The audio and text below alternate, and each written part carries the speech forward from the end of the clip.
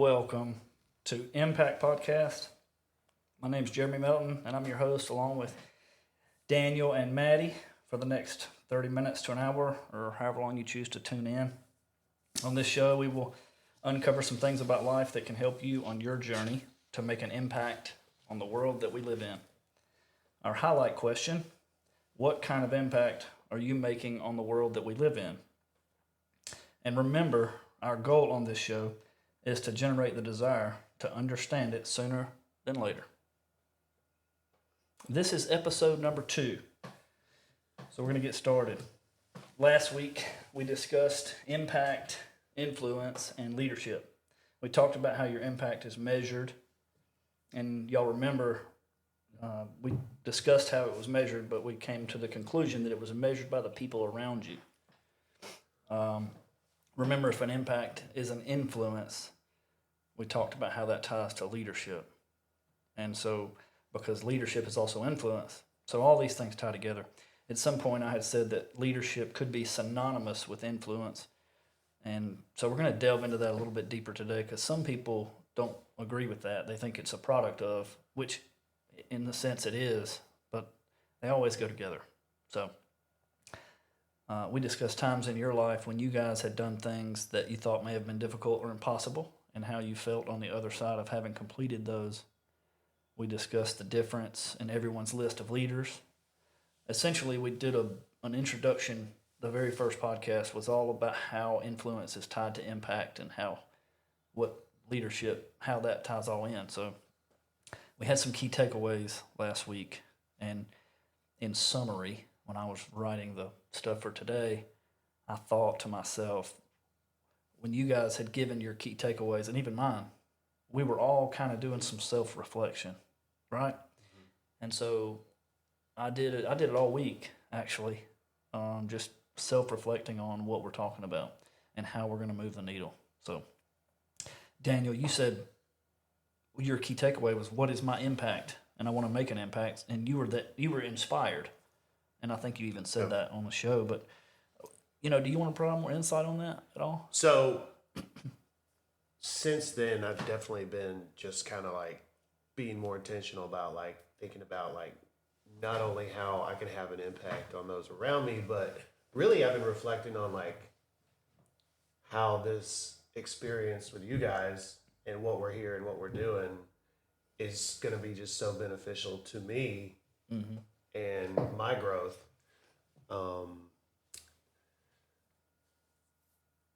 I think so Saturday, Mallard Media had a really big day.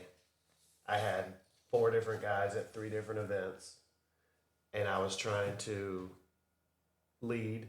I can't be 3 places at once, but I'm over the phone. I'm leading, showing them, like telling them and just being just real with them, telling them like, hey, I trust you. Like, I know that you're going to do a great job. Follow your heart, do the job. And even at the same time, while I was doing that, I also had the kids here with the sitter. So I'm leading through the phone at home as well. And I thought about that and just kind of just like, taking that all in. And I have felt inspired and just been thinking about it a lot. And like, what can I do to touch all these people in the way that, makes them feel like they're just raise them up, raise them up. That's good. Thank you for sharing. That's beautiful. Maddie, you said you were going to be the best human you could be because there's no telling who was looking at you. Yep. Would you like to? Yeah, so I think one word that we continuously say is intentional. I mean, Daniel just said it. I know I said it a few times when I, listened to it back last week. So I really took the word intentional, and I'm actually planning, I'm going to do a word of the year for 2025, and that's going to be my word. And it's going to be intentional. I love it. No matter what I do, whether, like I said, checking out the grocery store, whatever, everything I'm doing is intentional when you're in contact with someone else. So I I think I was a better person this last week. I made decisions that were very intentional when normally I think I would have just made a instinct decision. So yeah, I can't think of an example right off the bat. Mostly at work, but that's where I spend most of my time. So yeah, intentional. So you're doing things on purpose. Right. Yeah. You know, and that's awesome. So I do want to say that, I mean, obviously our goal, we talked about our goal, which is on this show is to generate the desire to understand that sooner than later about the impact, right? Mm-hmm. So we accomplished that goal internally right here last week. And so as our viewers or our listeners or whatever you want to call them, people participate in this show, hopefully that's what happens to them too, right? So not just for us, but we want that for them. And so that's why we're doing what we're doing. Yeah. I mean, you guys left inspired. I left inspired. And I left having decided that this is what it's all about. And I'm inspired to see what we will do and accomplish with this. So it's good. I want to unpack some of the stuff that we discussed, and we're going to get a little bit deeper today and essentially talk about leadership. Okay, so we know we want to make the impact. We want to leave a legacy, which is what we talk about all the time. The conduit for the legacy that we talk about is impact, and the conduit for that is influence, and the conduit for that is leadership. So one after another. So, but we know that leadership is what we have to do. We have to lead well. And so what exactly is leadership? Now, there's at least 100,000 books written on leadership, and there's at least 10 million people probably that have a different opinion. The funny thing is you might look at the definition of leadership, and in my opinion, everybody has a different definition. Mm-hmm. And so you've got all these wonderful leaders, authors, writers, pastors, all kinds of people, and they all define it differently. And so, you know, I counted last week, and I've personally read 17 books on leadership in my career. So just say 20 years of my adult career work, maybe 20, time's flying. It's supposed to be more than that. Don't do math. 25 years. Anyway, we won't get into that. But of the 17 books I've read, if I'm honest, I went back and looked at, I just skimmed 4 or 5 of them this past week, getting ready for the show. Mm-hmm. And one of them in particular had all the different definitions of leadership. And I thought, man, I want to give a definition, you know, and it's other than just to say influence. Because it is, I do tell everybody it is influence. But what I found was that we should just define it by what it produces and not necessarily what it is. And so I've got that here, and I'm going to talk about that. But it's not easy to define. It's a deep subject, and but I'm going to give my definition, and everybody can pick it apart.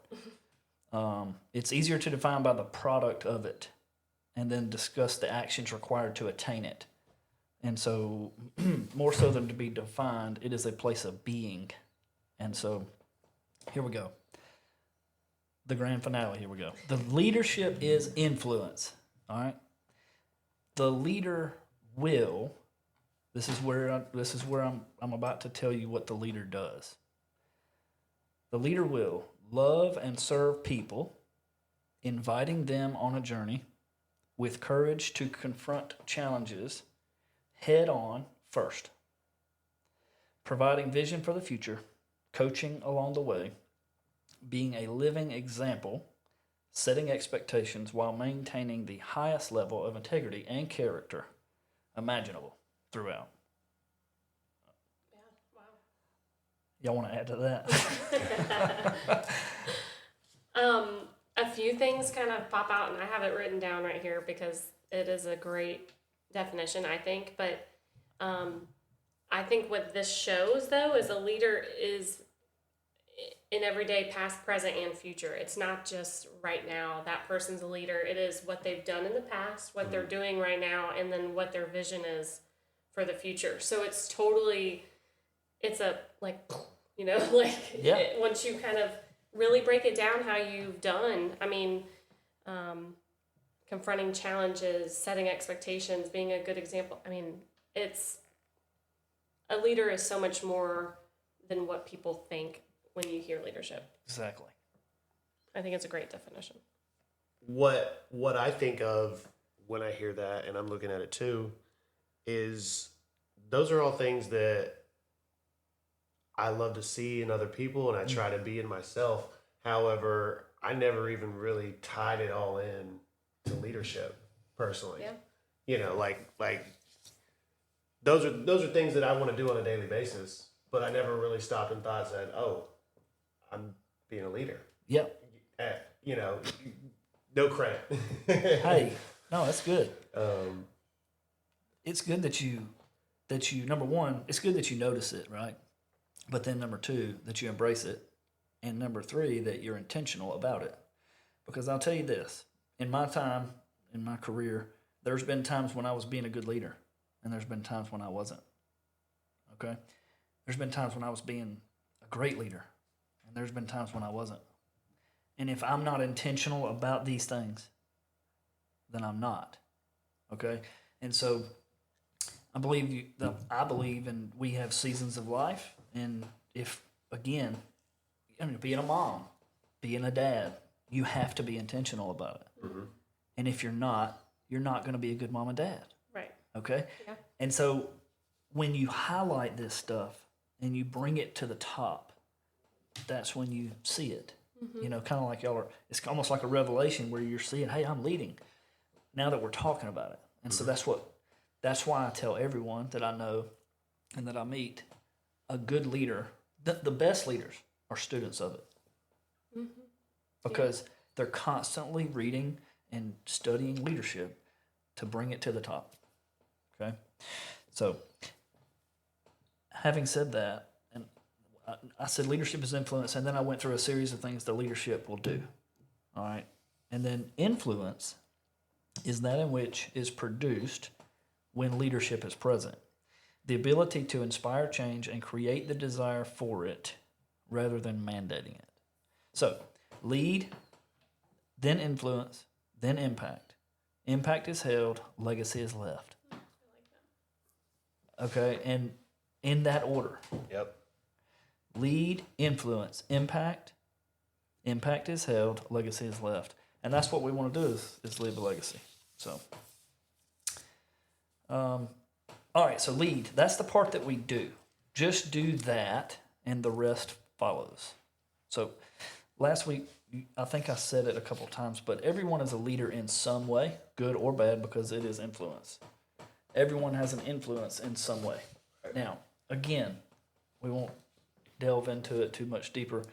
We're going to move on and talk about leadership, but I think we've exhausted enough that we understand it and how all this stuff ties together. So, the dynamic is when you lead well, you attain influence and then an impact, and that equals your legacy. So, all right. So how do you lead well? We're going to start with the foundation. Obviously, the first thing we need to talk about is the foundation, and every week we're going to expand on that. But the foundation is, when I think about foundation, it takes me back to a book I read once, and this is one of the books that I brushed up on this week. It's called Launching a Leadership Revolution. It's by Chris Brady and Orrin Woodward, so they get all the credit. Okay, great book, by the way. They have a chapter in the book, and it's called Foundational Qualities. And I remember when I was thinking about the first thing we're going to talk about with leadership, I thought about we need to make sure the foundation's there. That's the first thing we're going to build on. And I distinctly remembered in that book, it's a whole book about leadership, but I distinctly remember reading the section, the chapter, I don't know, it's chapter 2 or 3. It's up close, it's up front. But they talked about the things that are foundational, and there's a whole chapter on it, and so it was good. So I went back and read it. There's a whole chapter on it, and it's good. Don't waste your time. Wait a minute, I'm sorry. Okay, here's what they said right here. They teach the foundation is a prerequisite for leadership development, and if these cornerstones are not met, then don't waste your time trying to lead well. And so, what has to be present to build a foundation for leading? And in the book, they said humility. No, it was honorable and honorable. And I didn't take the honorable word. I kind of expanded on that. And what I said was hungry, humble, hungry, and honorable. Okay? And so humble was the word that I chose to use instead of honorable. Because in the sense, it was kind of the same thing. And the word humble was better for me. And so I chose to use the word humble. But let's talk about that. So we need to be humble, hungry, and honorable. That's the three things that we need to be as leaders. All right. And so if you're listening right now and you think to yourself, well, I'm a leader and I need to know what I need to start with, this is where you start. Okay? This is where you start. And this is why we're starting here. So let's talk about humility for a minute and being humble. What is the first thing that comes to mind? Anybody?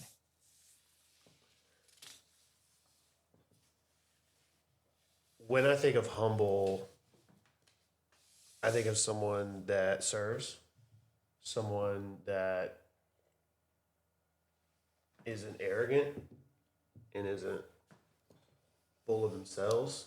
Like I tell people a lot, like I exude confidence, but not arrogance. And I think there's a really big difference in those two things. But just listening, being consistent,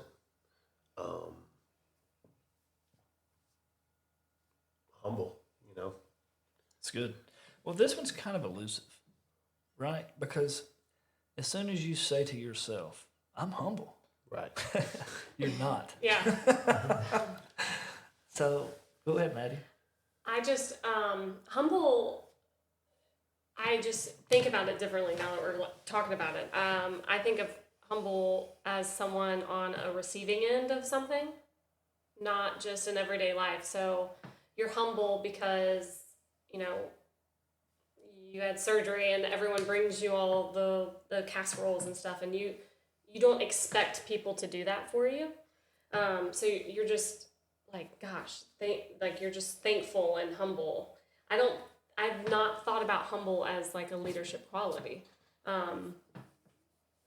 Obviously I'm being schooled, I think in a great way. I mean, because when you look at like what you just said about your characteristics, I'm like, well, yeah, that would 100% be this. Yeah.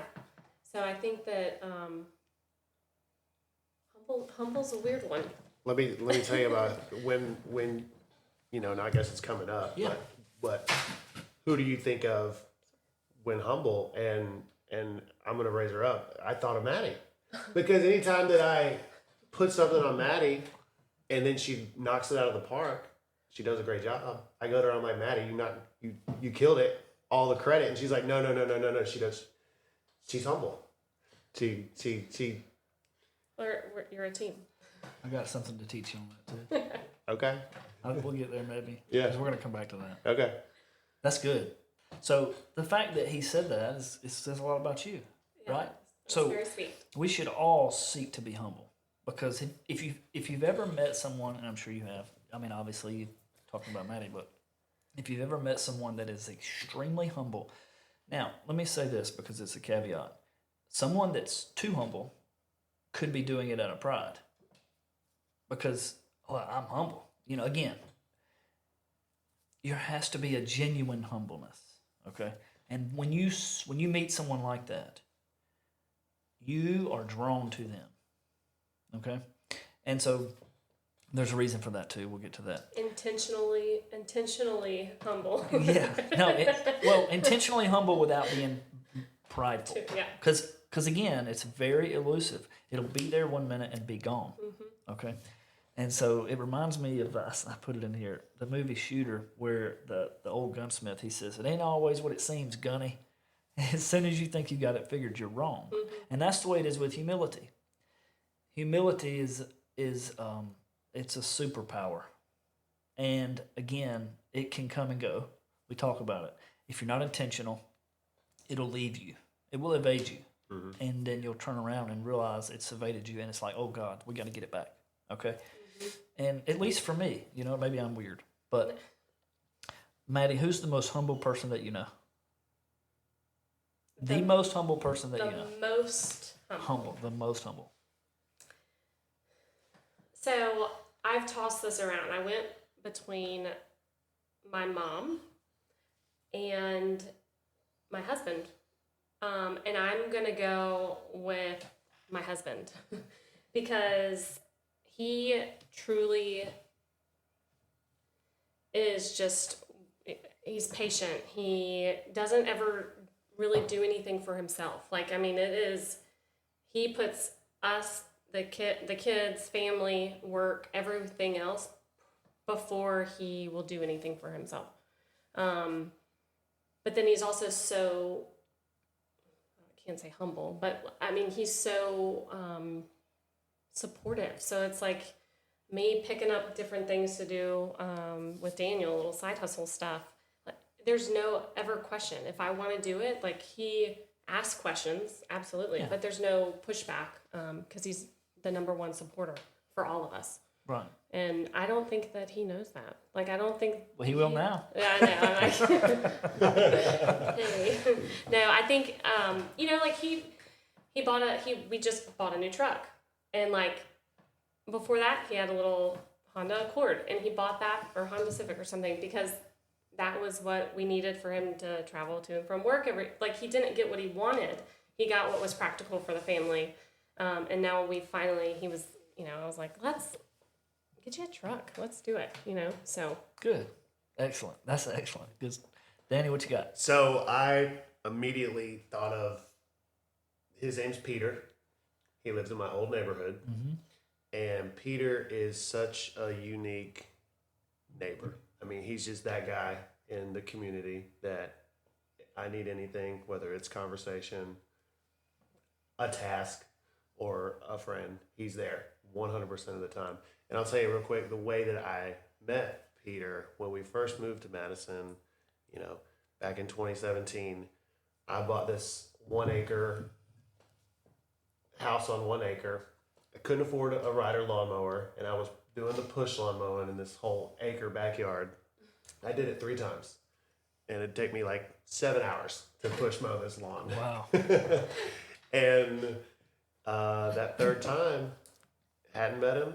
He's on his mower, and he just comes out of nowhere. I feel like red, white, and blue, like just superhero comes riding back. And he's like, "I got you, brother," and he just knocks it out. And he's out there mowing until 9 p.m. It got dark, and he just kept going. You need another beer? You need another beer? But it just showed me like the type of person he is, and then getting to know him, I've only humble Mr. Peter. I mean, just there for everybody. Great dude. That's good. So the most humble person that I know, and now this was very hard for me, honestly. I know a lot of people, which I'm sure y'all do too, but I know a lot of people in the leadership world, and so I've followed some good leaders that I've learned from, and I wanted to pick one of them, but for different reasons. When you talk about the most humble person that you know, that's hard. It's a lot of pressure. It is. And so I said my mom, like Maddie. And she doesn't know that. I actually was talking to them about it over the weekend, and she was humble, and she said, "Oh, it's not me." But it is, because when you think about caring, self-aware, accountable, patient, generous, good listener, open to learning, serving, letting others take the credit, complimenting others, when you read through all those, it's hard for one person to attain all of them and be a human. That's right. Right, yeah. Okay. Absolutely. And because we are by nature sinful creatures. And so all these things, if you go, anyway, we're not going to get super biblical today, okay? But if you go to the fruit of the Spirit in the Bible, and anyway, it all kind of meshes in. But anyway, I chose my mom. And that, I believe, the reason we choose our moms is because they love you unconditionally. Okay? And the world doesn't. And other people don't. So I'll shout out to Jeff Birch. I was raised and mentored by Jeff Birch. He's a humble dude. But when you say the most humble, it was my mom because she loved me unconditionally, you know? And so, That's good. anyway, having said that. So Philippians 2:3, it took me, I'm going to have a Bible verse for this just because this says, do nothing out of selfish ambition or vain conceit. Rather, in humility, value others above yourself. That is the definition. Value others above yourself. That's the most important part. And again, that's not always easy depending on where you are in life. And if your glass is full, then you can be humble. But if your glass is empty, it's hard. In fact, you don't even see it. And so here we are, again, intentional about seeing that. So let's go to the second one, which is That was good stuff. being hungry. This one is important because it is the fuel for the leader. Hunger. So it's the fuel to start, the fuel to run, and the fuel to keep going. And some say being hungry is discontentment or whatever, but I call it ambition. And the leader has to be ambitious. Okay? Everything can get better, and that includes us as individuals. The desire to win exists in every effective leader. Okay? So, Maddie, who is the most hungry person that you know? Now, you might be thinking, well, we're not talking about food, obviously, but you might be thinking, well, I can't really assimilate that with it. I would assimilate it with passion. Mm-hmm. Someone that is hungry for growth and passionate. Who's the most person, the most of that you know?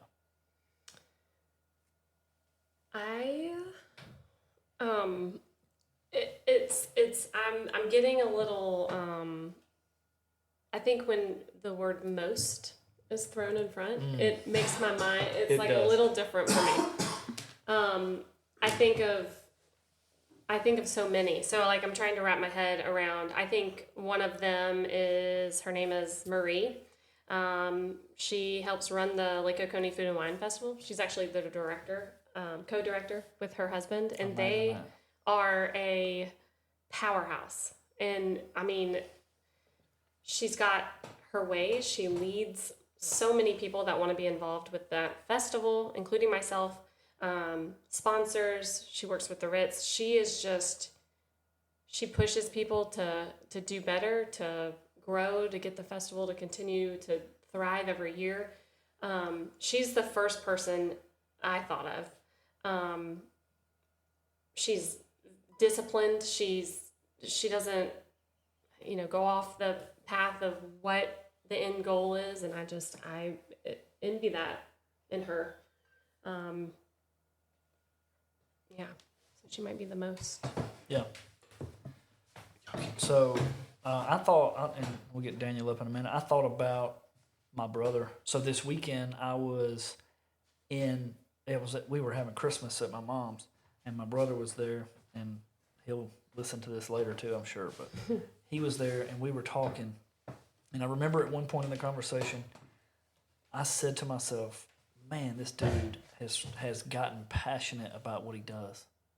And honestly, he made the top of my list. I was like, he was just relentless, okay? And he was talking about his team and his people, and he's become a leader. And I'm proud of him because he's grown so much as a person, as a human, as a leader, as a business. He owns his own business, but that wasn't in him 4 or 5 years ago. And I watched him grow in his leadership ability and with his company. But when he was talking to me, I literally said to myself, wow, this dude is hungry. His passion is contagious. He's relentless for the goal. And that is what great leaders have, all of them. And so you want to, again, if you're listening to the show, you want to find what makes you hungry, okay, if you're a leader. And then you have to feed that because it will die too. Remember, it will die. Inside of you, it will go away. And so you actually, and this is something that you can read about if you want, but you actually need to be so hungry that you have enemies. And that sounds crazy, but something or someone that fuels you Okay, and then that needs to be consistently looked at and talked about and gone through, and it needs to continue to make you hungry. So, Daniel, you got one?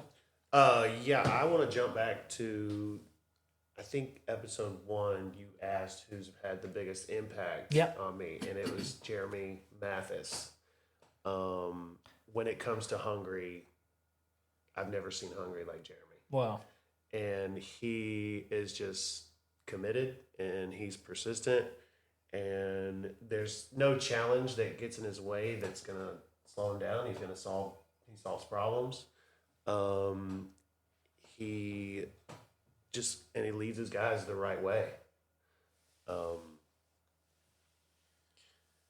think that the two of y'all are hungry. I mean, seriously, and I fun fact for all the listeners, I just met Jeremy. So, like, we really don't know each other very, very well, but, I mean, just being in different meetings, being on the podcast, I mean, literally sitting in between the two hungriest people in my day-to-day life. You know, I talked about Marie, and she is, but that's just, I've known her for forever, you know?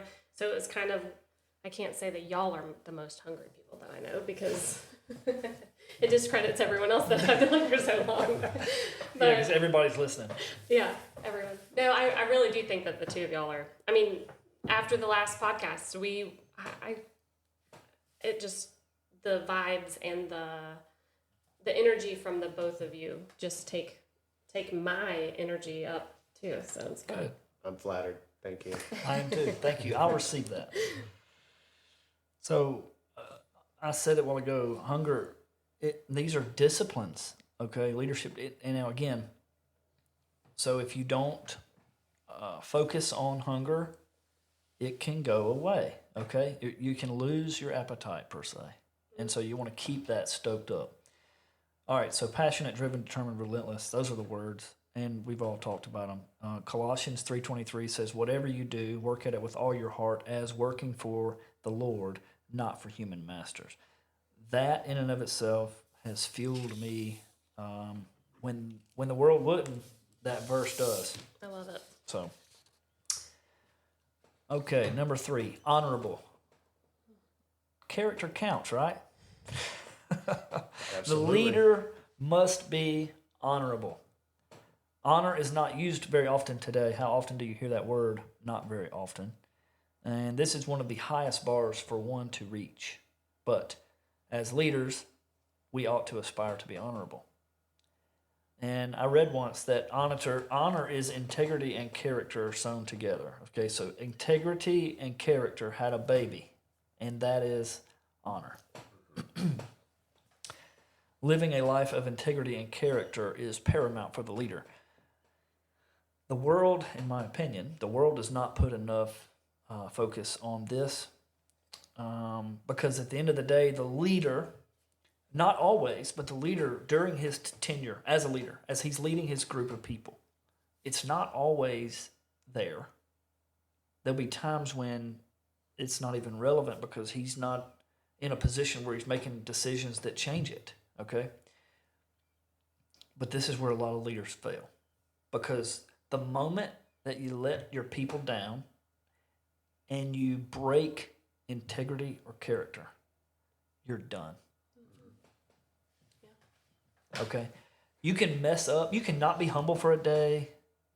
You cannot be hungry for a day. But if you break your honor, you're going to be years recovering from that.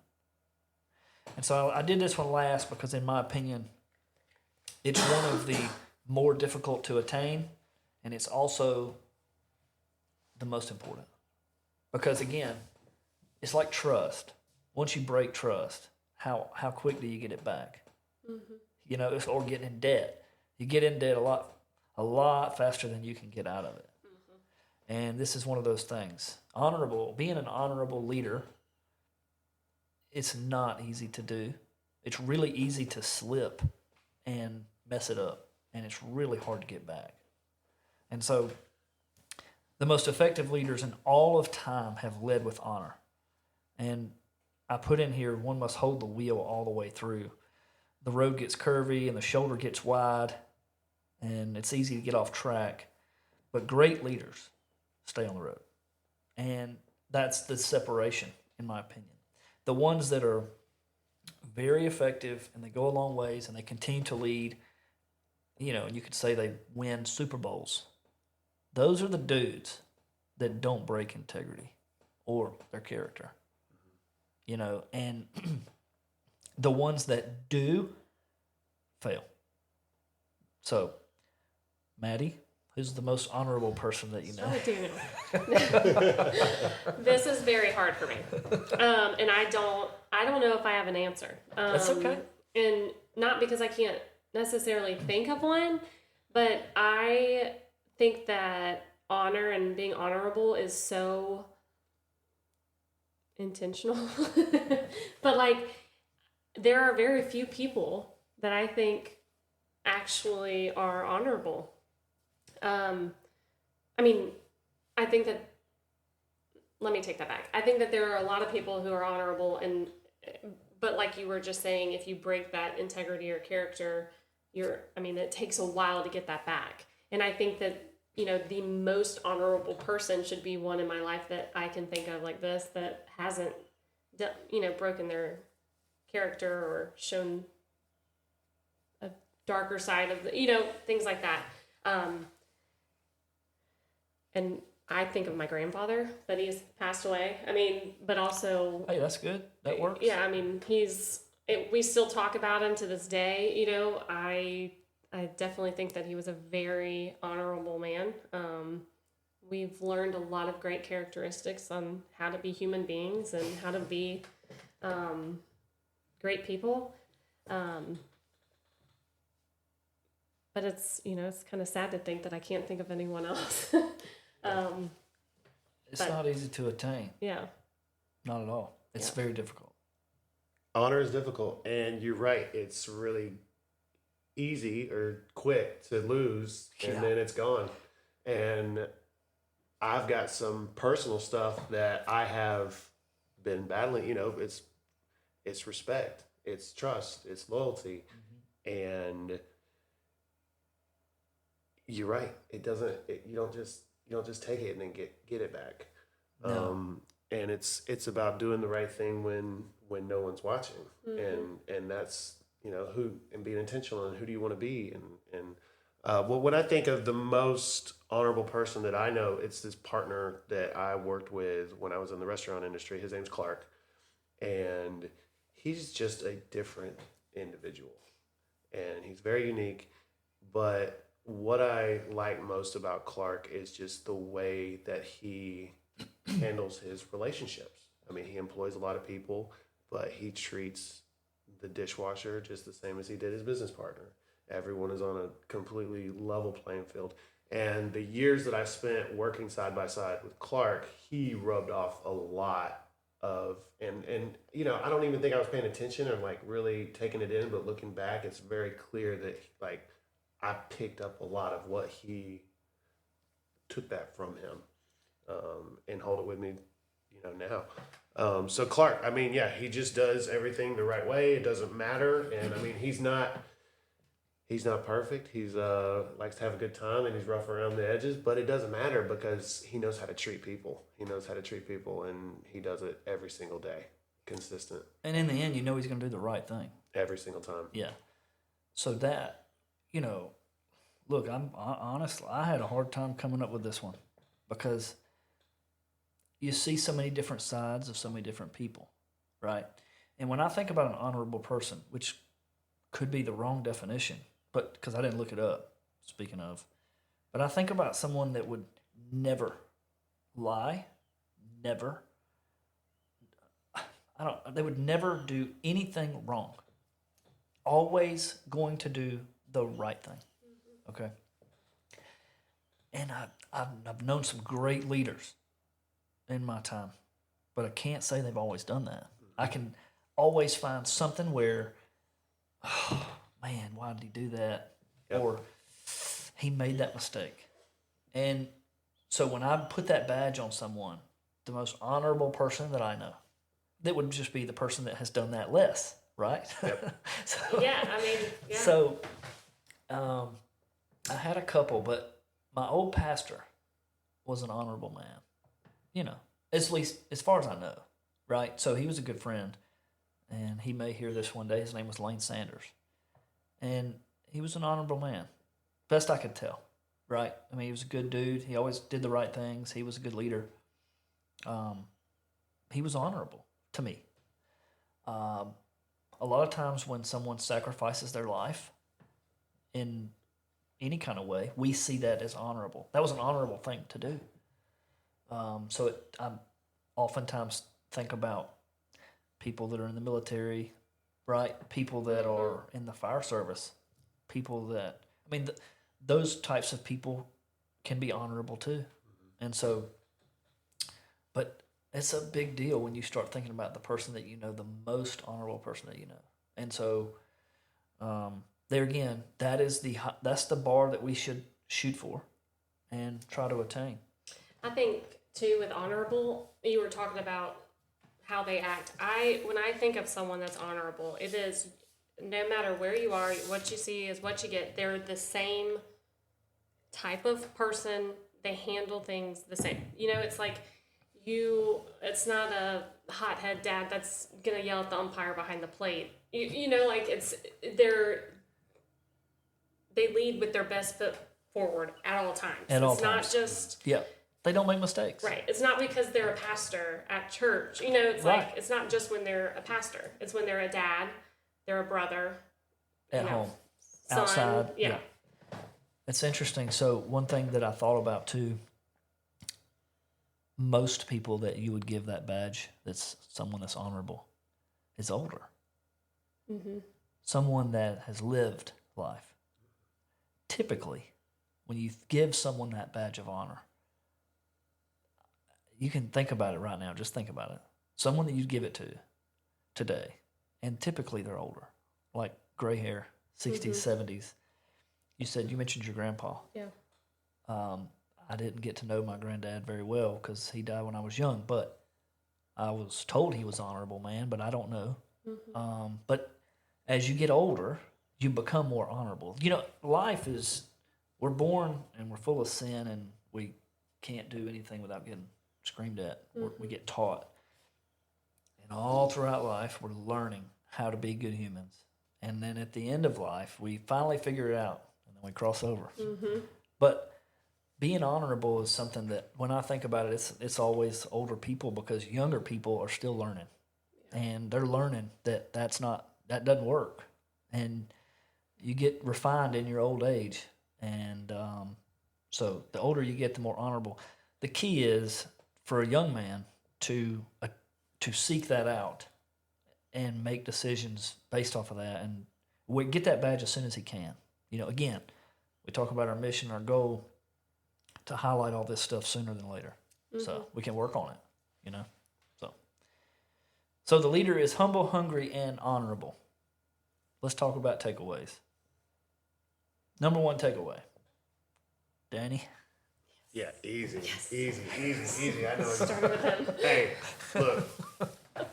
What I want to say is breaking it down like that really helps me kind of wrap my head around it. And humble, hungry, and honor are just like, I want somebody to talk about me like that. Yes, Like, dude. I want someone to talk about me like that, and that's the biggest compliment that I could ever receive. Yes, sir.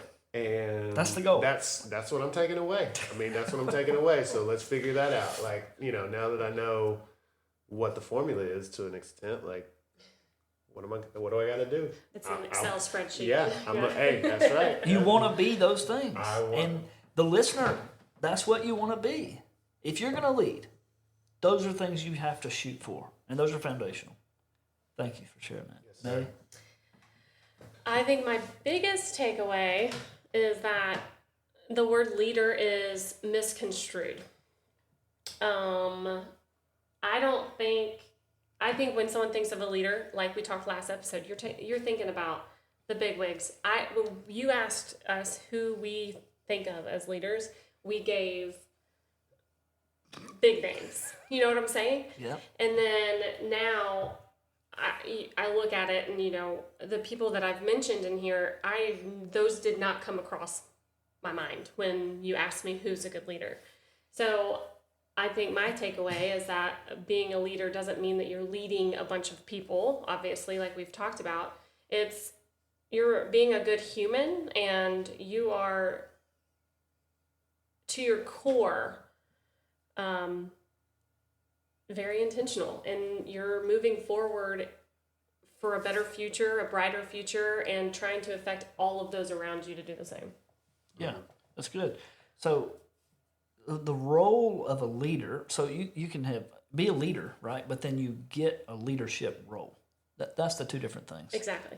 And what happens is people, they mix them up, and well, they just don't separate them. They don't mix them up. They just don't separate them. And that's what we're doing right now. And you're seeing that the leader, it could be, they're not a boss. They're just on the front lines. You know, I'll never forget, I worked for a company for 17 years, and one of the guys, I'll say it,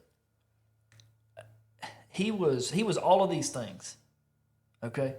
But he was just a technician. Mm-hmm. And you go on a job, and that dude would be working and serving and doing, and he was a leader. He was humble, hungry, and he was even honorable as a young man.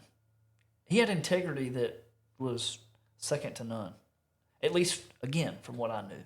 Right. And his name was Jamie. But he was an amazing dude. And Jamie Drake, by the way. He was an amazing dude, and he was a leader, and I followed him. You know, if he did something, I thought I should do it too. But I'll never forget, he was just a technician, but I thought, man, this guy, he doesn't have to be doing this.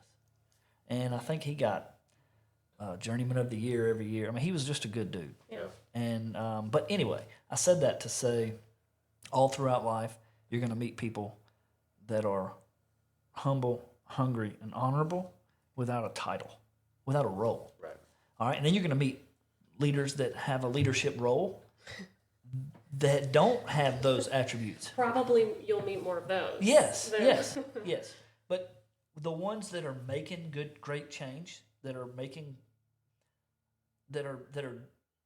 I guess you would say, the ones that are successful in leadership roles have these attributes. Absolutely. And we're going to continue to build on. This is just the foundation. So, if you're listening today, hey, I want to jump in one more time. Yeah. So something that I'm going to take away, and I'm going to challenge you guys too. Something that I'm going to be intentional about doing. These people that I talked about today, I'm going to call them. Today. And I'm going to let them know, Yeah. hey, humble. That's a great idea. I talked about you, and here's why, and thank you. Go check out the podcast. Just wanted to let you know. Yeah. And here's the link. Yeah. That's great. Good. So maybe we can talk about that next week too. Oh yeah. No, that'd be good. Hey, how they respond? Yeah. We can definitely cover some of that. That'd be No good. text, phone call. Yeah. And then but how do they receive it, right? So, let's get to this real quick. I know we're running out of time. I don't know how long we've been going, but It's okay.